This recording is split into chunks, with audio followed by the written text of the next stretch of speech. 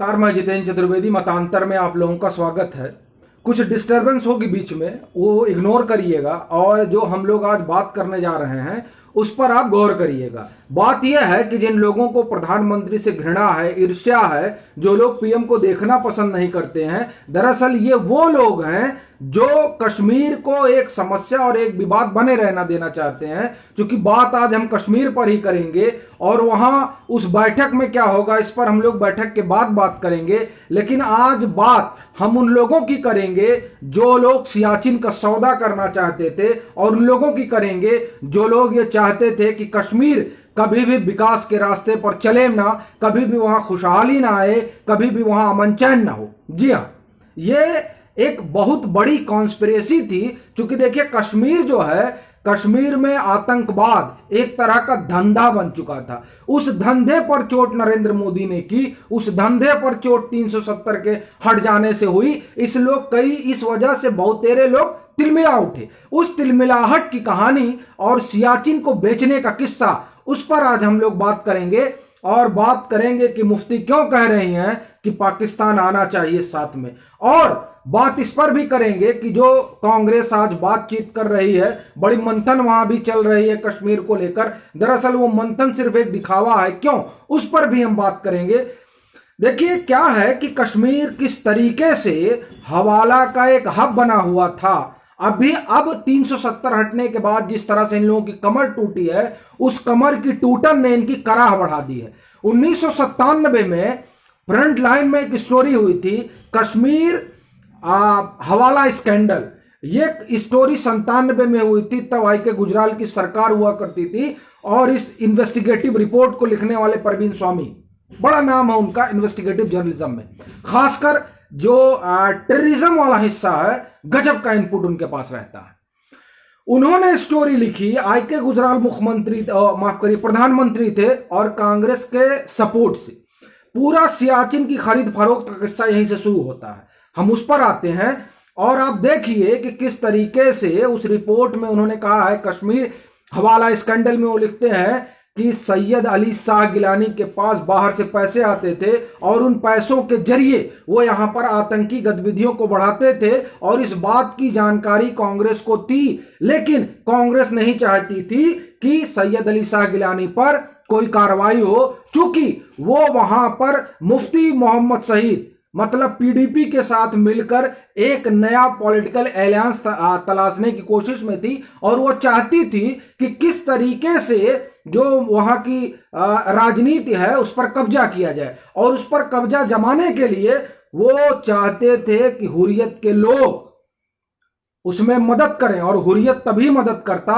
जब पीडीपी खड़ी रहती, और जो ये पूरा वहां पर धंधा चल रहा था, उस धंधे को फलने फूलने देने के। देखिए, ये जो सारी चीजें हैं, ये मैं नहीं कह रहा हूं, ये जो कश्मीर स्कैंडल, हवाला स्कैंडल है, उसमें वो साफ तौर पर कहते हैं कि अपनी राजनीतिक महत्वाकांक्षा को साधने के लिए कांग्रेस ने सरकार पर यह दबाव बनाया। चूंकि वो गठबंधन के साथी थे, तो वो चाहते थे कि उस पर कोई कार्रवाई ना हो। या इंद्र कुमार गुजराल, जो परवीन स्वामी लिखते हैं, उसमें इंद्र कुमार गुजराल दबी जुबान में इस बात को स्वीकार करते हैं कि वो नहीं चाहते थे कि हुर्रियत पर कार्रवाई हो, क्योंकि जो राजनीतिक संभावना वहां तलाश रही थी कांग्रेस, उसको धक्का लगता। कहा तो यहां तक उस समय जाने लगा था कि जिस तरीके से भिंडरवाला को पंजाब में प्लांट किया गया, उसी तरह से वहां पर हुर्रियत को प्लांट करके वो स्थिति बनाई जा रही है ताकि कांग्रेस वहां अपनी स्थिति और परिस्थिति मजबूत कर सके, यह तक कहा जा रहा था। खैर, उसी दरमियान इंद्र कुमार गुजराल ने एक आदेश दिया, और इस पूरी घटना का जिक्र एनके सूद की किताब है उसमें है। वो उस किताब में लिखा हुआ है कि इंद्र कुमार गुजराल ने कहा कि देखो, जो पाकिस्तान में राक एसेट हैं उनको आप लोग जो है इनएक्टिवेट करिए, और ये आईबी को कहा कि आप लोग जो नजर बना के रखते हैं ना पाकिस्तानी एम्बेसी पर, वो आप लोग हटाइए, और अब पाकिस्तान पे आप लोग ज्यादा ध्यान मत दीजिए, और ये सब अपना आप लोग जो है बंद करिए। ये सारी चीजें उस समय हुई। अब आप देखिए क्या है, IK. Gujral was prime minister from 1997 March 1998. In late 1997, he asked the Indian Army to withdraw from Siachen to accommodate Pakistan. पहले राग की सारी गतिविधियां अपने दुश्मन देशों में, दुश्मन देश मतलब पाकिस्तान में बंद करवाने का आदेश दिया और फिर कहा कि in late 1997 he asked the Indian Army to withdraw from Siachen to accommodate Pakistan. Pakistan को जो है अब सियाचिन हमको दे देना चाहिए, एक बात हुआ। दूसरी बात, जो पाकिस्तान में रहा की तमाम गतिविधियां हैं उसको आप लोग बंद करिए। ये क्यों कहा गया, ये क्यों कहा गया, ये बड़ा सवाल है। अब इसको आप परवीन स्वामी की रिपोर्ट से जोड़कर देखिए। परवीन स्वामी कह रहे हैं कि दरअसल वहां पर जो हवाला की स्थिति थी और जिस तरह से सैयद अली शाह गिलानी को और अब्दुल गनी को पैसे मिल रहे थे और उन पैसों के जरिए वो वहां पर आतंकवाद को फलने फूलने में मदद कर रहे थे, वो लोग, ये कांग्रेस जान रही थी। सीबीआई ने एफआईआर भी किया लेकिन उस पर कोई कार्रवाई ना हो, ऐसा कांग्रेस चाहती थी। और चूंकि इंद्र कुमार गुजराल बैसाखी के प्रधानमंत्री थे तो वो कार्रवाई कर नहीं सकते थे। और वो ऐसा क्यों चाहती थी, क्योंकि वो वहां पर अपना पॉलिटिकल जो है राजनीतिक वर्चस्व स्थापित करना चाहती थी वादी में, जम्मू कश्मीर में। इसके लिए जरूरी यह था कि हुर्रियत मतलब जमाते इस्लामी, जमाते इस्लामी मतलब पाकिस्तान का पिट्ठू, और उस पिट्ठू को खुश करने के लिए सियाचिन भी देने की बात हुई। और बात यह भी हुई कि अपना सारी गतिविधियां जो पाकिस्तान में चल रही हैं वो बंद करे और आईबी जो पाकिस्तान एम्बेसी पर दिल्ली में नजर गड़ाए हुए है वो बंद करे। ये दोनों चीजें इसलिए बंद करने के लिए और सियाचिन को पाकिस्तान देने की बात हुई ताकि जम्मू कश्मीर में कांग्रेस अपनी स्थिति मजबूत कर सके। क्या यह उसका इरादा था? यह एक बड़ा सवाल है, क्योंकि जब कश्मीर हवाला स्कैंडल में जो परवीन स्वामी ने लिखा है उस घटना को अगर 1997 की इस घटना से जोड़कर देखा जाए तो आप देखिए कि पाकिस्तान को खुश करने के लिए, या हम ये कहें पाकिस्तानी पिट्ठुओं को खुश करने के लिए किस हद तक जो है कांग्रेस जाती थी। ये एक बड़ी दिलचस्प नजीर है। अब आप कहेंगे कि आप कैसे कह सकते हैं? देखिए, एक तो परवीन स्वामी ने स्पष्ट लिखा है कि इस तरह की वहां स्थितियां थी और ये कहा जाने वाला लगा था कि जिस तरह से गिलानी को और पीडीपी को लोग प्रश्रय दे रहे हैं, ये एक अलग भिंडर वाला घाटी में बना रहे हैं, ये कहा जा रहा था। और सियाचिन वाला हमने आपको बताया कि खुद जो एनके सूद हैं, रा के पूर्व अधिकारी हैं, उन्होंने अपनी किताब में इसका जिक्र भी किया है कि लोग सियाचिन को देना चाहते थे। और यही घटना जब मनमोहन सिंह आए तब हुई। वो आप सुनिए कि जब मनमोहन सिंह आए तो क्या हुआ। ये लिखते हैं कि विकीलीक्स केबल जो इन्होंने लिखा है, अकॉर्डिंग टू द 2006 डी मतलब 2006 जो विकीलीक्स ने खुलासा किया था, उसमें वो कहता है कि India and Pakistan came close, very close to agreement on Siachen, but PM Manmohan Singh was force to back as general J Singh. मतलब भारत पाकिस्तान तैयार हो गया था 2006 में। ये विकीलीक्स के बिल कह रहा है कि सियाचिन को दे देना है, किसको? पाकिस्तान को। लेकिन जो आर्मी के जनरल थे वो अड़ गए, बोले ऐसे कैसे आप दे दीजिएगा, मतलब ये आपके घर की खेती है कि आप दे दीजिएगा पाकिस्तान को। आप सोचिए कि किस तरीके से एक इतना बड़ा, आप ये समझिए कि दुनिया का सबसे बड़ा वो युद्धस्थल है, स्ट्रेटेजिक पॉइंट है वो सियाचिन, सबसे ऊंचाई पर मौजूद है। आप सोचिए जो जिसका कब्जा सियाचिन पे रहेगा उसकी स्ट्रेटेजिक स्थिति कितनी मजबूत होगी।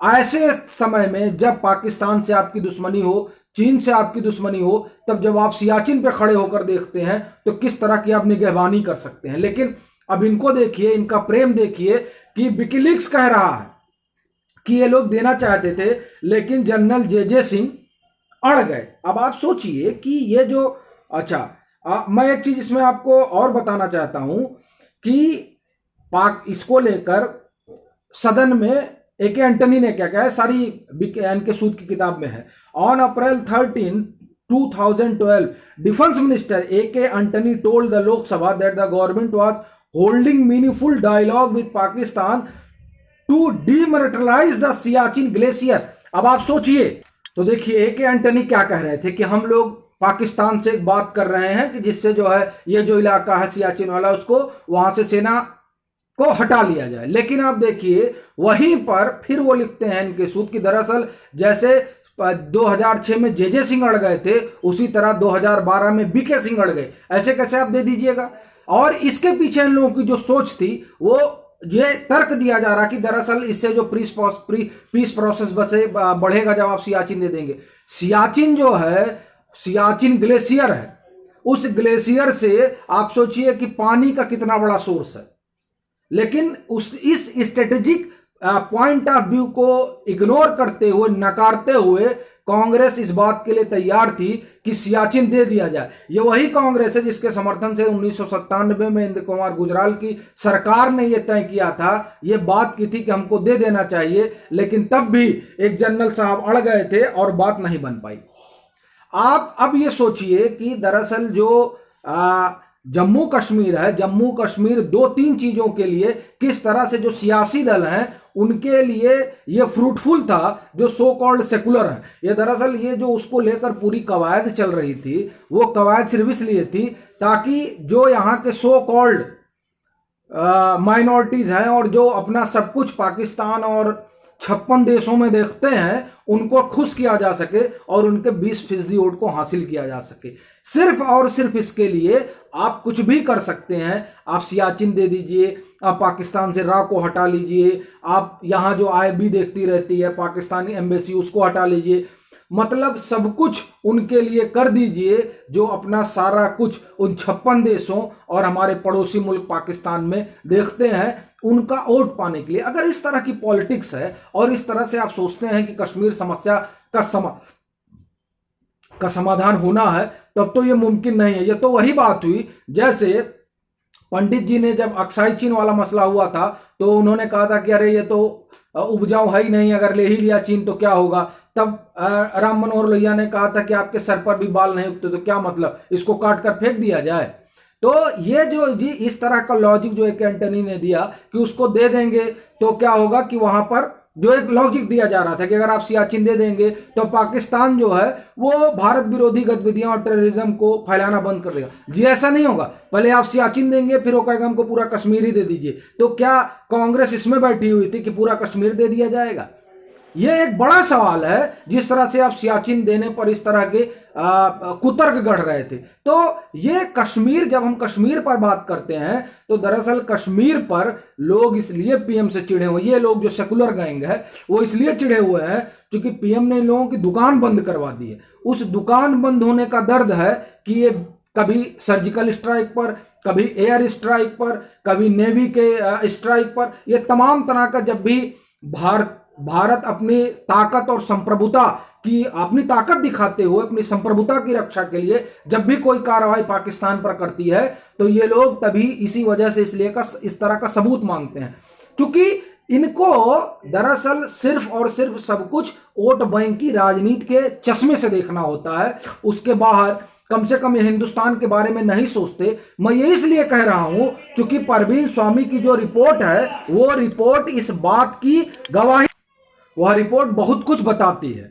कि दरअसल सिर्फ आप देखिए किस तरह उसमें लिखा हुआ जो हमने आपको पहले बताया।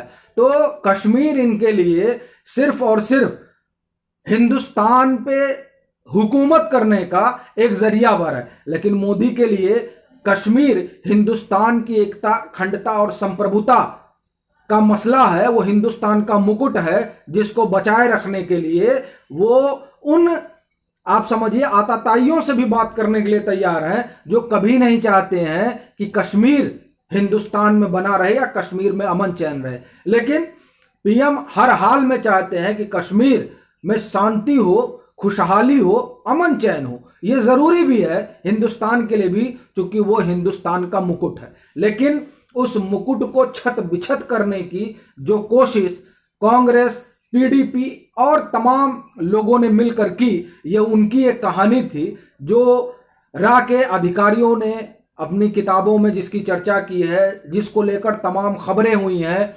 और जिनके कारनामों पर बड़ी बड़ी इन्वेस्टिगेटिव रिपोर्ट लिखी गई है। सिर्फ अपना जो सरोकार था वो अपने दर्शकों को ये बताने का था कि कई लोग और कई तरह की बातें कर रहे हैं। तो मैं एक चीज उन सब से कहूंगा कि आप माने या ना माने, लेकिन जो व्यक्ति पीएम है वो व्यक्ति सिर्फ और सिर्फ हिंदुस्तान के लिए सोच रहा है। वोट बैंक की पॉलिटिक्स अगर उनको ध्यान में होती तो इस तरह का बड़ा फैसला और कठोर फैसला लेते नहीं, वो नोटबंदी का कठोर फैसला नहीं लेते। इस तरह के तमाम कठोर फैसले ये बताते हैं कि दरअसल वो देश के लिए सोच रहे हैं और ये लोग वोट के लिए सोच रहे हैं। खैर, तो ये एक हुआ कि सियाचिन का क्या मसला था। बाकी जो बैठक में होगा उस पर हम लोग एक शाम में बात करेंगे ही। दोपहर में हम लोग कश्मीर को लेकर जो ब्रजेश कुमार झा जो कार्यकारी संपादक हैं हिंदुस्तान समाचार के, उनसे हम लोग विशेष बातचीत करेंगे, क्योंकि वो दिलीप पडगांवकर से जो बातचीत हुई थी उसका भी हिस्सा थे और वो कश्मीर कई बार जा चुके हैं और कई चीजें ऐसी हैं जो कश्मीर के बारे में उनको पता है, क्योंकि वो बराबर कश्मीर के लोगों से उनका संपर्क भी है। तो उनसे हम लोग एक खास बातचीत करेंगे और फिर तब तक के लिए राम राम।